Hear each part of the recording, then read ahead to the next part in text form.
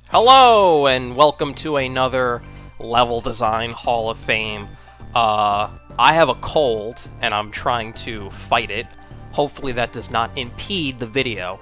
So as you can tell, Super Meat Boy is the next game that I have inducted into this fictional Hall of Fame that does not exist. I just like making videos about games I like. And this gives me a chance to talk about them in depth. Or for 14 minutes, that too. One of the things I noticed is that it is hard to find games that have really great level design, because not all games even have level design. Like Tetris, that doesn't have a level, and I love puzzle games, so like that throws out a bunch. And then there are some games that like the level design is not the point. Like I'm not sure people play MMOs because like the actual levels are like fun to traverse. I'm sure the worlds are, but that's like a different thing. And then there are a lot of games that like have level design, but they're not great.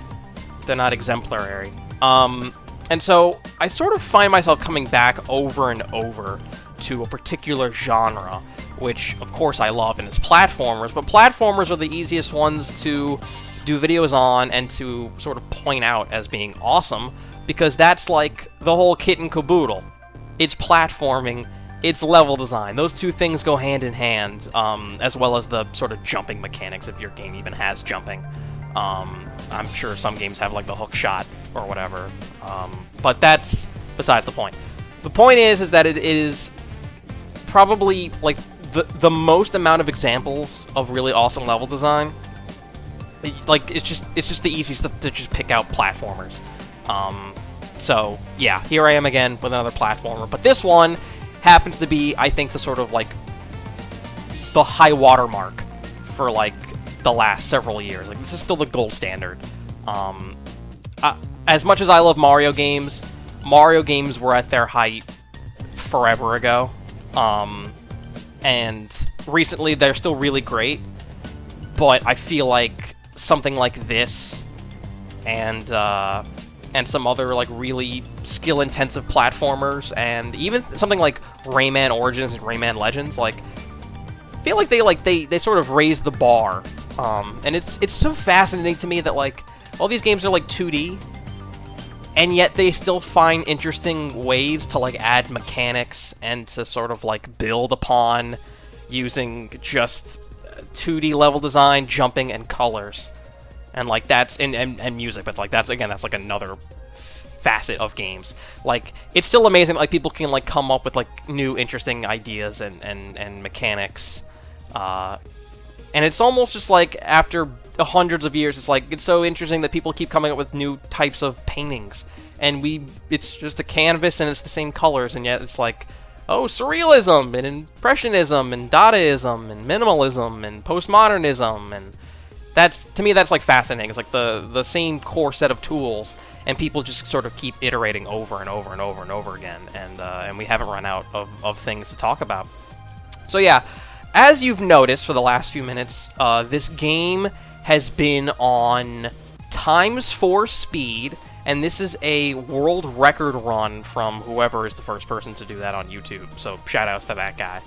It's very impressive, but I didn't want to show the game in regular motion, because then like there wouldn't be enough time to talk about like all of the levels and to play this awesome soundtrack.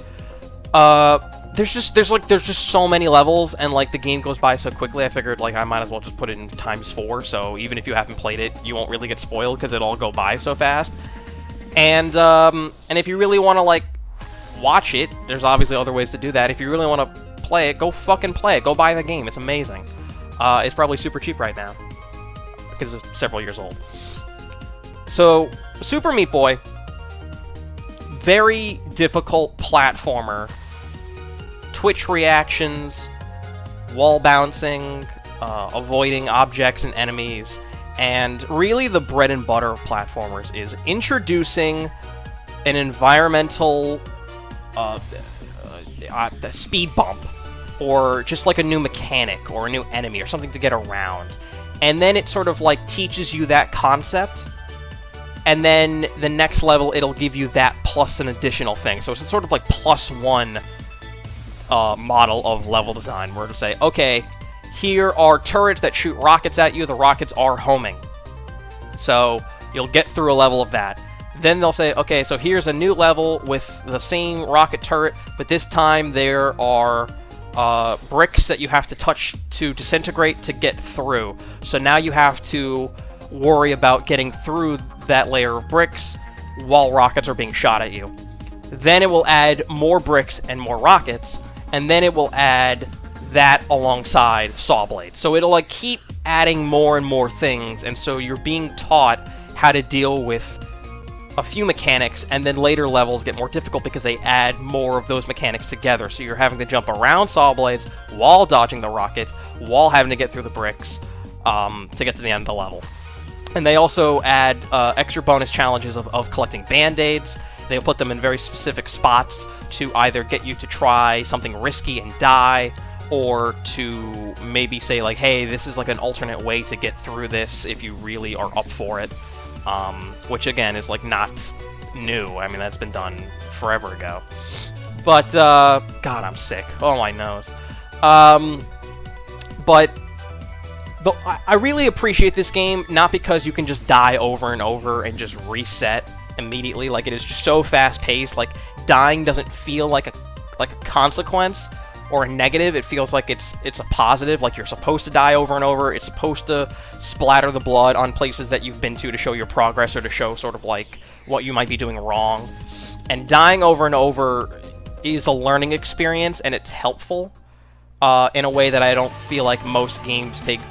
Like they take it for granted. Like, dying is just this thing that you have to do because it's almost like you wouldn't even have a game if like you don't have a sort of like fail state. Like, this is a thing that people complain about first-person walking simulator or narratively driven games. It's like there's no fail state, there's no challenge. You're just going from point A to point B, and you're getting a story. And it's like, well, that's not a game, that's just a visual novel, blah, blah, blah. Which is bullshit. But video games are interactive. So as long as you're moving, that's it. That's all you have to do. That's what a game is. It's not a choose-your-own-adventure novel. That's a fucking novel. But yeah, so Super Meat Boy takes this sort of fail state of something killing you, and it's like it's completely different than just like, oh, I fell into a bottomless pit in Mario, and now I have to just make sure I jump over that bottomless pit. Because they'll just put bottomless pits randomly in all the levels, and it doesn't feel like those bottomless pits are there intentionally some of the times. Like, I feel like they just do that it's like, okay, you got a long jump, so you just gotta jump it. And then in 3 levels you'll see another long jump.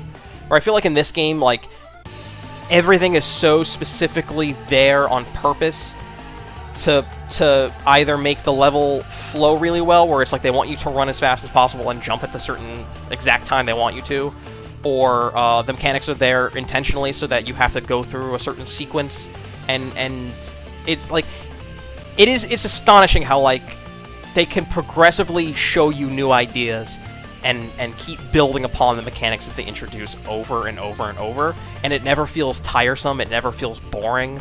And the thing I think I love the most about this game is that there's like a light world and a dark world version of every level, so you get like essentially like what you think are these challenging levels, but really they're the easy versions, and so they'll like actually make the levels intentionally harder by changing it up in certain ways or adding more stuff, but it's the same basic layout. So it's like you can really master the game by going through all the light worlds and then going through all the dark worlds, which is really cool. It's almost like this weird New Game Plus thing, but it's like optional. It's like there for you to like sort of like ease into, okay, I was able to beat the first world's dark world, and so now I'm going to go replay the light world for World 2 and try to get A pluses and try to get all the band-aids so that I can be prepared for the Dark World 2. And the thing that they do that is so fucking amazing is that a lot of these like Dark World levels they make in these gorgeous monochromatic color layouts. Well, they'll only use like lights or shadows or like one basic color and contrast that with the background. And so it's just like, it is like the most pure distilled down platforming ever, where there is almost like there's just nothing to prevent you from looking at like what are your obstacles and what is the end goal. So it's like all the saw blades and lasers and things that are trying to eat you, they all just look fucking gorgeous. And to me, that is just like the most pure video game. It's like there's no bullshit, there's no fat, there's no one talking to you, it is just you're running, you're jumping, and it is just two solid colors, and it is this intricately laid out level. And to me, that is so simple and so pure. And I compare it to like pure cinema, which is essentially just like cinema this is like a favorite genre of mine, so this is why I'm very nerdy and pretentious right now. And like Koyaanisqatsi is this movie. It's a documentary where it's just images and music and editing. And that's it. There's no story, there's no characters, there's no voiceover, there's no CG, there's nothing. It is just pure images and sound, and that's it. And it's just the most minimalistic possible way to show that art form. And for me, like, there was a lot of moments of playing Super Meat Boy back in the day, and even now, where I'm still just sort of flabbergasted at how innovative and creative the levels can be, and how beautiful they can be, and how well it's even if you play this game 1,000 times, it is still really, really satisfying to just go through the levels in order, because like there is still this like, oh yeah, I have to sort of relearn this a little bit and just get used to the physics and the weight of the momentum of your run jump versus your regular jump versus like how you wall bounce, or like what character I'm playing. And then you just go through each of the levels, and it really does, like, it's like these little breadcrumbs. It's like, okay, you enjoy jumping over these saw blades, so like now get this whole level of saw blades, and now we're gonna have saw blades coming up, and they're moving throughout the level, and they're above you and they're below you, and you just immediately get sucked in, and you just go through it. It's like if you're watching your favorite movie, and you just like the structure of going through the movie. You're like, oh man, this part's coming up, this is a great part, this is a great joke, this is a great scene. For me, Super Meat Boy is the same thing, but in video game terms. It's like, oh man, I really love jumping through and just nailing that level on the first try, because that's like a really satisfying, like, rhythm to it, the sense of progression. It's like, oh man, I can just like run and just boom right through and nail it and go right into the next one, and you keep up your momentum, and it's great. Man, I really love Super Meat Boy. Super Meat Boy is awesome. And if it wasn't for the fact that the people who made this game, Ed McMillan, and I'm trying to remember the other guy's name, they're really talented, the Team Meat.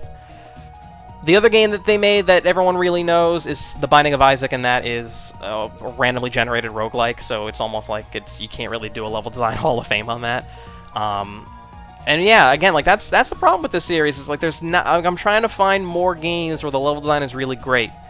And I'm trying my hardest, and it's like I'm playing Shadow of Mordor again, and like it's just this big, open, awesome environment, but like again, it's like the level design isn't the point. The point is everything else they're doing. That's great.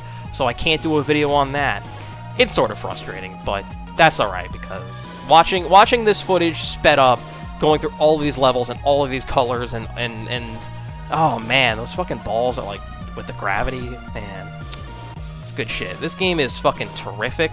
This is easily one of the greatest platformers of all time. And yes, I do like being hyperbolic, but no, I don't really give a fuck, because I feel like enough people will back me up on this. Everyone is really into making Dark Souls-y, Souls-like Metroidvania games. That's like the hot thing to do for 2D platformers. But I really wish people would keep iterating on this, and I haven't played The End Is Nigh, which is this team's new game, which is apparently it's like a much harder version of Super Meat Boy in a way, but it's also very monochromatic, black and white, very simplified, gorgeous, but I'll get to that as soon as I can and play it. So follow me on Twitter at Jared Russo. I hope you enjoy this video. And I hope this video goes up on the new website, freshlypoppedculture.com is where these also post if you're not on YouTube. Apparently we're getting a new website. I don't know how that's going to work out, so we'll see how that goes. We're going from Medium to WordPress. But anywho, thank you for watching, and I'll see you later.